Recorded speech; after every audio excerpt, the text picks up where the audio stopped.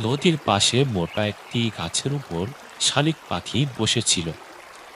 কোন কোলে ঠান্ডা মিষ্টি বাতাসের উপভোগ করছিল। কিছুক্ষণ পরেই সেখানে কবুতর উড়তে উড়তে চলে আসে। শালিক কবুতরকে দেখে কবুতরের দিকে তাকিয়ে বলল, আরে কবুতর বন্ধু, আমাদের তো বলা হয়েছিল যে খাবারের খোঁজ করতে আমরা একটু সকাল সকালই বের হব। তাহলে তোমার আজকে এত দেরি হলো কেন? হুম। শালিকের এই কথা শুনে কবুতর বলে উঠল, আর বলো না বন্ধু, আমি তো চেয়েছিলাম আমরা দুজন আজ সকাল সকালে বের হব, কিন্তু আমার একটি অভ্যেস আছে। আমি প্রতি সপ্তাহে একদিন করে আমার ঘর পরিষ্কার করি, যাতে আমার ঘরে কোনো ধরনের পুরনো ময়লা আবর্জনা না জমে থাকে এবং আমি পরিষ্কারভাবে থাকতে পারি। তাই অন্য অন্য সপ্তাহের মতন এই সপ্তাহেও আমি আজকে পরিষ্কার করছিলাম। সেই কারণে আমার আসতে এত দেরি। শালিক কবুতরের সমস্ত কথা শোনার পর কবুতরের দিকে তাকিয়ে বলল, হ্যাঁ হ্যাঁ বন্ধু, আমি বুঝতে পেরেছি যে আসলে তোমার আজকে কিসের জন্য এত দেরি হয়েছে। আসলে পরিষ্কার পরিচ্ছন্নতা এটি সবার জন্যই ভালো। যেহেতু তুমি সমস্ত ঘটনা আমাকে খুলে বলেছ, এটি আমি ভালোভাবেই বুঝতে পেরেছি। তাহলে এখন আমরা আমাদের কাজের জন্য রওনা দিতে পারি। হ্যাঁ হ্যাঁ, অবশ্যই। এমনিতেও আমি তো দেরি করেই এসেছি। চলো এবার তাহলে। কবুতরের কথা শেষ হয়ে যাওয়ার পরেই তারা দুজনই সেখান থেকে খাবারের খোঁজে বনের দিকে রওনা হয়। শালিক আর কবুতর জঙ্গলের পাশের নদীর ধার ঘেঁষে উড়তে উড়তে তাদের গন্তব্যস্থানে যেতে লাগে। অবশেষে অনেকটা পথ পাড়ি দেওয়ার পরে তারা দুজন জঙ্গলের ভেতরে থাকা একটি আপেল গাছের নিচে এসে দাঁড়ায় এবং কিছুক্ষণ পরেই শালিক কবুতরের দিকে তাকিয়ে বলে, আরে কবুতর বন্ধু, আমি যতটুকু জানতাম এখানে একটি আপেল গাছ আছে, যার জন্য আমি তোমাকে এখানে নিয়ে এসেছি। এখন এই গাছটিতে যা ফল আছে তা আমাদের বহুদিন চলে যাবে। আমাদের আর অন্য কোথাও খাবারের খোঁজ করতে যাওয়া লাগবে না। যখন এই গাছটিতে ফল শেষ হয়ে যাবে, তখন না হয় আমরা দুজন অন্যদিকে খাবারের খোঁজ করতে বের হব। ততদিন আমরা এখানেই আসবো এবং এখান থেকেই ফল খেয়ে দিনের শেষে আমরা আমাদের বাসায় রওনা দেব। কেমন? তাহলে এখন তুমি একটি কাজ করো, এই গাছটি থেকে একটি আপেল পেড়ে নিয়ে আসো, সেটা আমরা দুজনে মিলে ভাগ করে খাই। যাও বন্ধু। হ্যাঁ হ্যাঁ, অবশ্যই, কেন না আমার বন্ধু। আমি তো জানতামই না আমাদের জঙ্গলের এক সাইডে এইরকম একটি গাছ আছে। ভালোই হলো, আমাদের বহুদিন আর কোথাও খাবারের খোঁজ করতে যাওয়ার প্রয়োজন হবে না।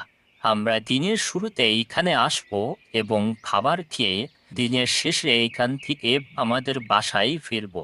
ভালোই হলো, আমাদের একটা বড়সড় রিজিকের ব্যবস্থা হয়ে গেল। আমি এখনই যাচ্ছি বন্ধু, তুমি একটু দাঁড়াও। কবুতর এই কথা বলেই সে আপেল গাছটির দিকে উড়ে যায় এবং একটি আপেল তার শক্ত পা দিয়ে টেনে ছিঁড়ে ফেলে এবং সেই আপেলটা নিয়ে এসে শালিকের সামনে ফেলে দেয় এবং কবুতর শালিকের দিকে তাকিয়ে বলে, এই নাও বন্ধু আপেলটি। এইবার সৃষ্টিকর্তার নাম নিয়ে আপেলটি খাওয়া যাক। চলো শুরু করো। এই কথা বলেই তারা দুজনই আপেলটি খাওয়া শুরু করে দেয় এবং সারাদিন সেখানে কাটানোর পরে দিনের শেষ সময়ে তারা সেখান থেকে তাদের বাসায় ফিরে যায়।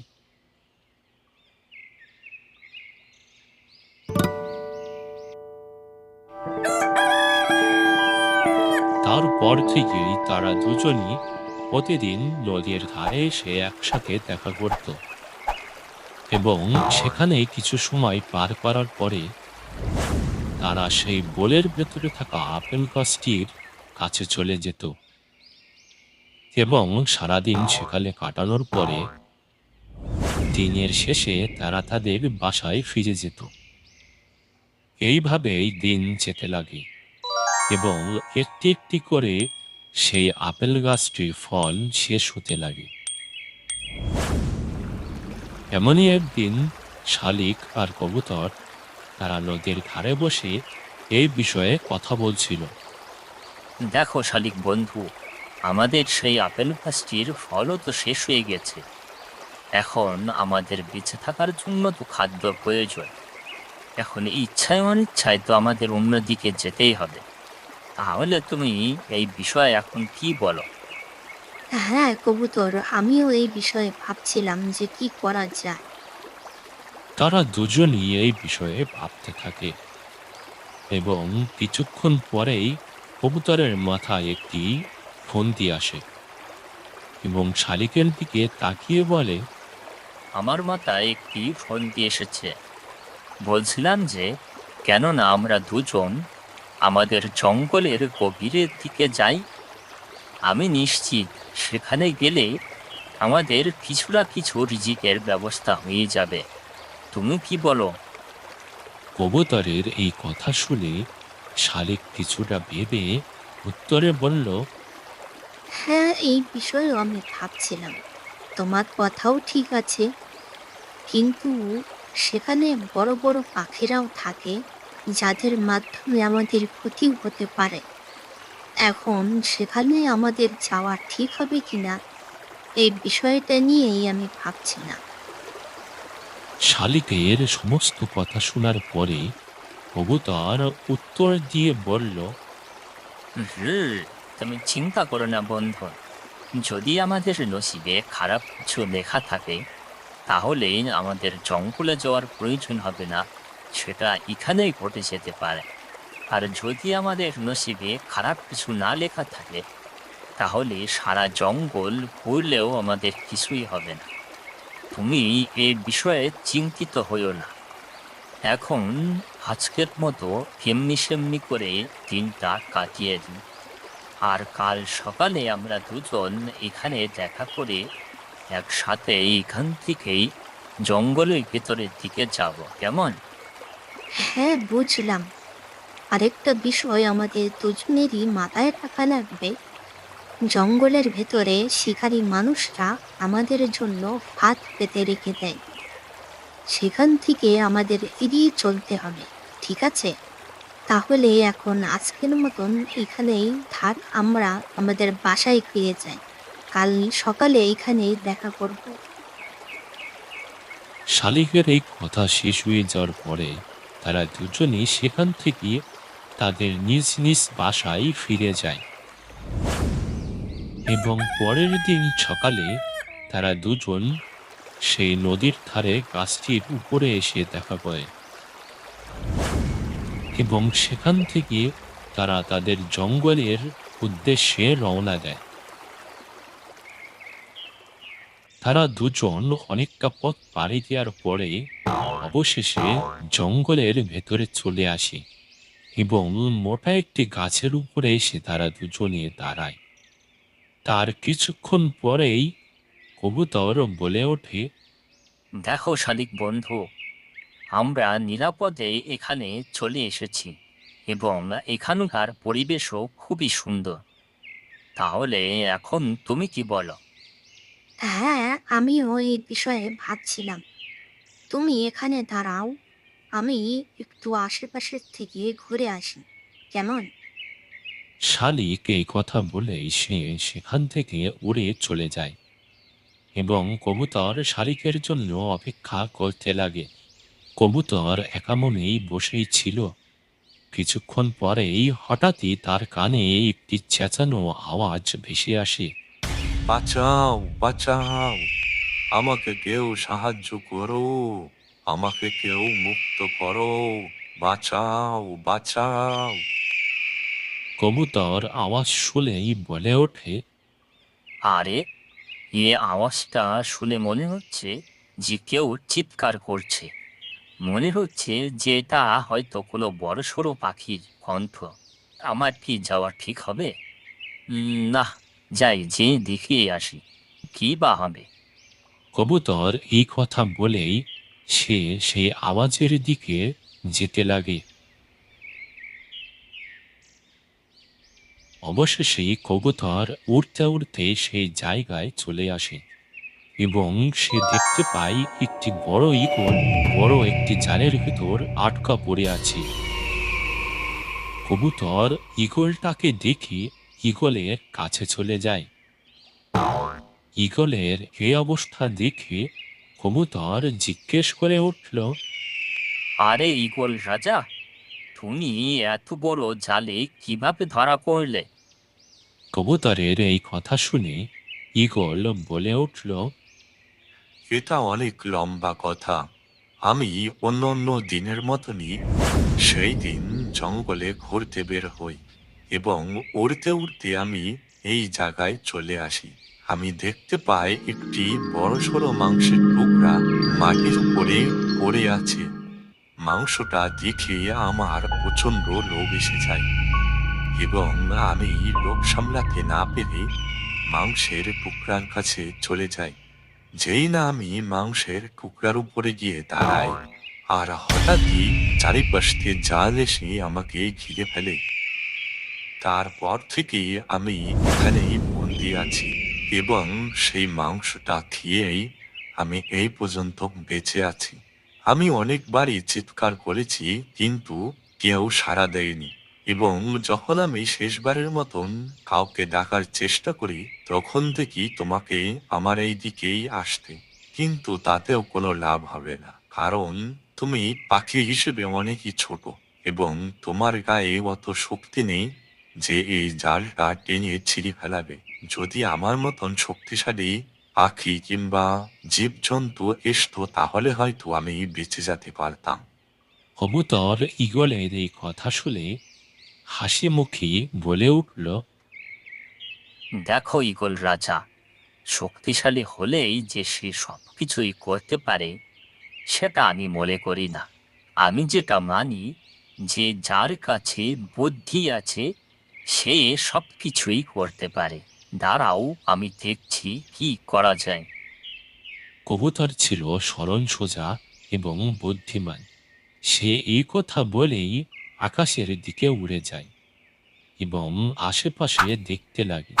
ঠিক তখনই তার নজর দূরে পড়ে থাকা একটি পাথরের উপর চলে যায়। কবুতর পাথরটা দেখতে পেয়ে পাথরের কাছে চলে যায় এবং তার শক্ত পা দিয়ে সেই পাথরটা টেনে আকাশের দিকে উড়িয়ে নিয়ে যায়। কবুতর উড়ন্ত অবস্থায় পাথরটা ছেড়ে দেয় এবং সেই পাথরটা জালের রশির উপরে এসে পড়ে। তারপর সাথে সাথেই জালটি খুলে যায়। কবুতর ঈগলকে মুক্ত হতে দেখে সেখান থেকে ঈগলের কাছে চলে যায়। ঈগল নিজেকে মুক্ত হতে দেখে কবুতরের দিকে তাকিয়ে বলল, তোমাকে অনেক ধন্যবাদ কবুতর বন্ধু। আমি কখনো স্বপ্নেও ভাবিনি যে এই জায়গা থেকে আমি মুক্ত হতে পারবো। তোমার জন্য আজকে আমি মুক্ত হতে পেরেছি এবং আমি তোমার প্রশংসা করি। তোমার বুদ্ধি খুবই তীক্ষ্ণ। যদি কোনো সময় তুমি আর বিপদে পড়ো, তাহলে তুমি আমাকে স্মরণ করো। আমি নিশ্চয় তোমার সেই বিপদে এসে হাজির হব। এখন তাহলে আমরা দুজনই এখান থেকে চলে যাই, কারণ শিকারীরা যখন তখন এখানে চলে আসতে পারে। কেমন? ঈগল কবুতরের সাথে আর বেশি কথা না বলেই সেখান থেকে চলে যায়। আর তার কিছুক্ষণ পরেই কবুতরও সেখান থেকে তার নিজের জায়গায় ফিরে যায়। কবুতর তার সেই জায়গায় ফিরে আসে এবং শালিকের জন্যে অপেক্ষা করতে লাগে। তা কিছুক্ষণ পরেই কবুতর দেখতে পায় শালিক কিছু খাবার তার জন্য নিয়ে আসছে। কবুতর শালিককে দেখতে পেয়ে তার সাথে হওয়া সমস্ত ঘটনা খুলে বলল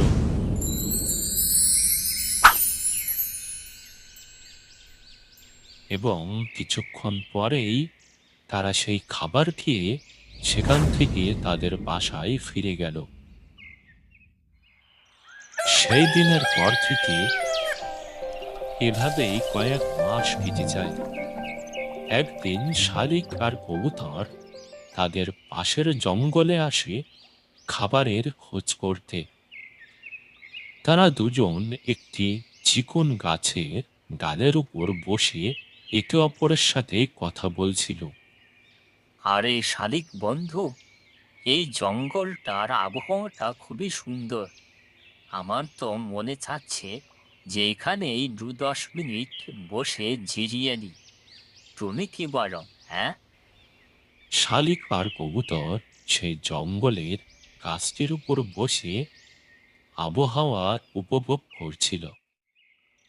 শালিক আর কবুতর যখন বিশ্রাম নিচ্ছিল তখন ওই জঙ্গলের উপর দিয়ে একটি দুষ্ট শকুন অন্য জঙ্গলের দিকে যাচ্ছিল।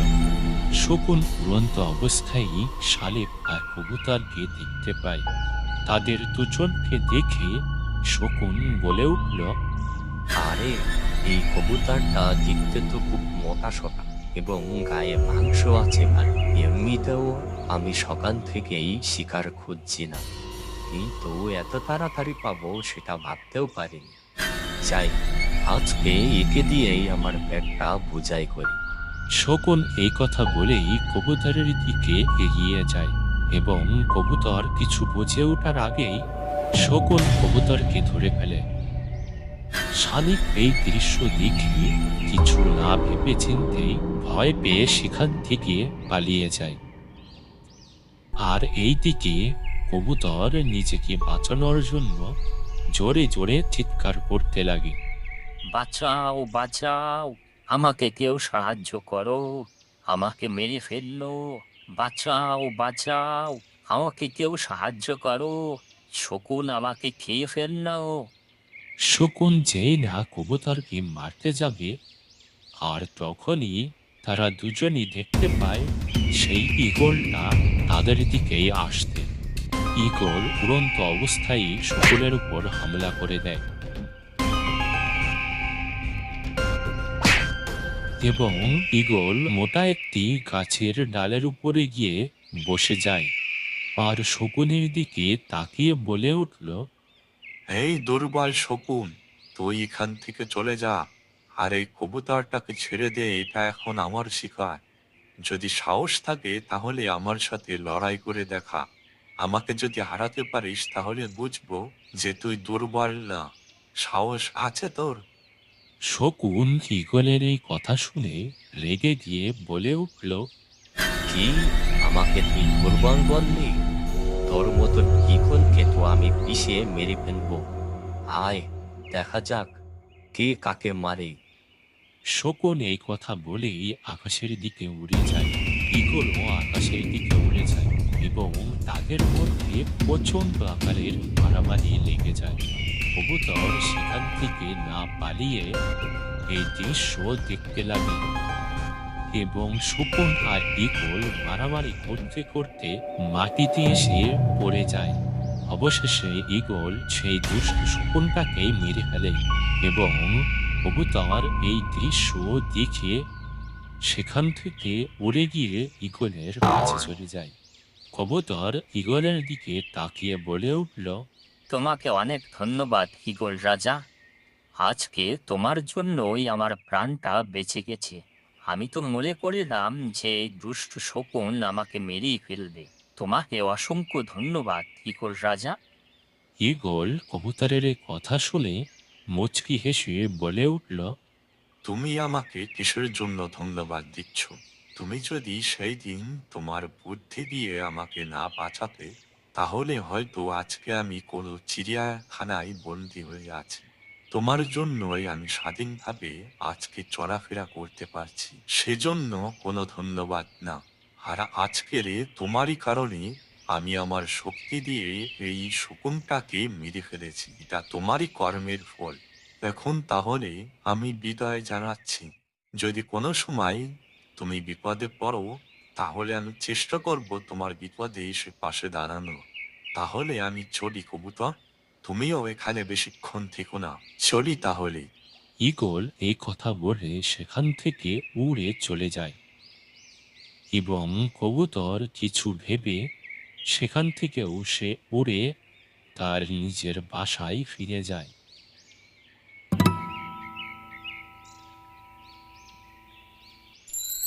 তাহলে বন্ধুরা, এই ভিডিও থেকে আমরা এই মেসেজটি পাই যে আমাদের জীবনে বুদ্ধি এবং শক্তির দুটোরই প্রয়োজন।